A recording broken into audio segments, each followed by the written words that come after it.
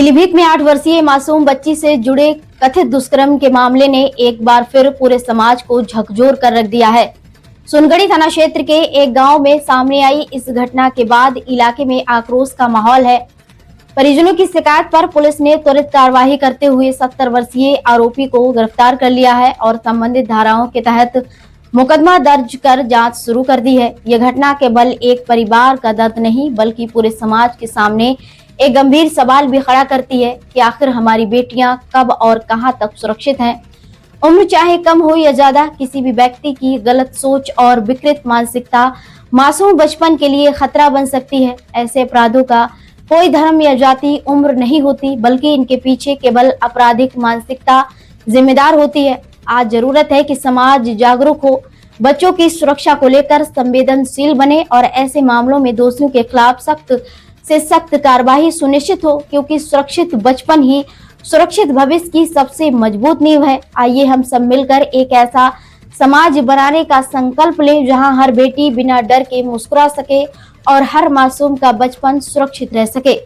वहीं इस पूरे मामले में मंत्री संजय सिंह गंगवार ने प्रेस कॉन्फ्रेंस कर अपनी विधानसभा क्षेत्र से जुड़े एक कथित दुष्कर्म मामले को लेकर बड़ी प्रतिक्रिया दी है। मंत्री ने कहा कि एक हिंदू समाज की बेटी को मुस्लिम समाज के एक बुजुर्ग व्यक्ति द्वारा घर से ले जाकर उसके साथ दुष्कर्म किया। मंत्री ने दावा किया कि यह घटना जानबूझकर की गई है। ऐसे मामलों को किसी भी कीमत पर बर्दाश्त नहीं किया जाएगा। उन्होंने कहा कि पुलिस से बात कर आरोपी को तुरंत गिरफ्तार कराया गया है। साथ ही उन्होंने बताया कि आरोपी के घर पर बुलडोजर का कार्रवाई की प्रक्रिया भी चल रही है। मंत्री ने कहा कि आरोपी के खिलाफ ऐसी कार्रवाई की जाएगी जो आने वाली 7 पीढ़ियां याद रखेंगी।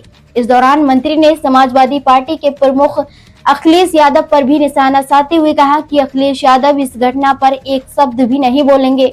इस घटना पर उनके मुंह में दही जम जाएगा। उन्होंने राजनीतिक टिप्पणी करते हुए कहा कि अपने मतदाताओं को समझा लें, बेटियों के साथ दुष्कर्म करने वालों को पाकिस्तान जाना पड़ेगा। मंत्री ने आगे बताया कि इस घटना को लेकर कल वह मुख्यमंत्री योगी आदित्यनाथ से मिलेंगे और आरोपी के खिलाफ कड़ी से कड़ी कार्रवाई की जाएगी।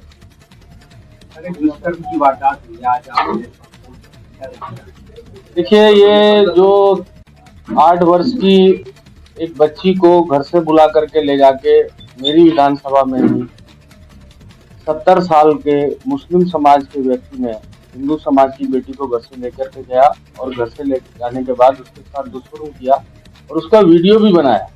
तो ये जानबूझ के की हुई ये घटना है और हम किसी भी हालत में इस घटना को बर्दाश्त करने वाले नहीं है। हमने रात ही उस आरोपी को पुलिस एसपी साहब से बात करके उसे पकड़वा भी लिया और उसके बुलडोजर की कार्रवाई भी चल रही है और ऐसा कड़ी कार्रवाई करेंगे, ऐसी कड़ी कार्रवाई करेंगे कि आने वाली इसकी 7 पीढ़ियां याद रखेंगी। ऐसी कार्रवाई होगी। जो विवादी संगठन है वो ऑर्डर की मांग करते हैं, नामामी करते हैं, उनको कैसे? मैंने कहा नहीं कि हम लोग ऐसी कार्रवाई करेंगे कि 7 पुश्तें याद करेंगी, चाहे किसी की भी बेटी हो। लेकिन मैं कहना चाहूंगा अखिलेश यादव जी से कि अपने मतदाता, अपने इन कार्यकर्ताओं को समझा लें। अगर इस तरह हिंदुओं की लड़कियों को उठा करके ले जाके उनके साथ दुष्कर्म करने की हिमायत करेंगे तो हम इनको ऐसा सबक सिखाएंगे कि ये यहाँ छोड़ करके पाकिस्तानी नजर आएंगे। कैसे पता चला ये मतदाता? हम बीजेपी का वहाँ वोट ही नहीं निकलता एक भी। वो उसका समाजवादी पार्टी के वहाँ बिना मांगे वोट निकलते हैं। मियाँ है, मियाँ तो समाजवादी पार्टी का वैसे ही वोटर है। अखिलेश यादव जी इस पूरे प्रकरण पे एक शब्द नहीं बोलेंगे। आज ही आप नोट कर लीजिए, अखिलेश यादव जी के मुंह में दही जम जाएगा। जैसे कि गाजियाबाद वाले कांड को लेकर के हुआ, अखिलेश यादव जी का कोई बयान आया क्या? क्योंकि उन्हें एक वर्ग विशेष के मियाँ वोटों को खुश करना है। सर, इस बात को लेकर सीएम साहब से कोई बातचीत की है?